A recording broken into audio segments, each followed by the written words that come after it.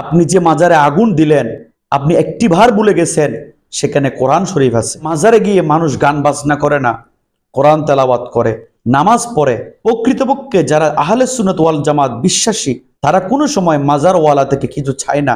তারা মাজারে যায় দুইটা কারণে। একটি হলো যাদের বিনিময়ে তারা দিন পেয়েছে তাদেরকে স্মরণ করা। দুই, আল্লাহর প্রিয় বান্দাদের উসিলায় আল্লাহর কাছে ফরিয়াদ করা, হে আল্লাহ, তোমার এই প্রিয় বান্দার উসিলায় আমাদের দোয়া কবুল করুন। ওয়াকুনু মাআস সাদিকিন, তোমরা আমার প্রিয় বান্দাদের সাথে থাকো। এটাই আল্লাহর ঘোষণা। ওলি হওয়া এত সহজ নয়। যিনি তার ইবাদতের মাধ্যমে আল্লাহর সন্তুষ্টি অর্জন করেছেন, এই জন্য মুসলিম নয় বিধর্মীরাও তাকে ভক্তি করে। আর আপনি রাতের আন্ধারে তার কবরে আগুন দিচ্ছে। আপনি যার কবরে আগুন দিলেন তিনি যদি ইমানদার হয়, আল্লাহ পাক আপনাকে কোনোদিন ক্ষমা করবে না।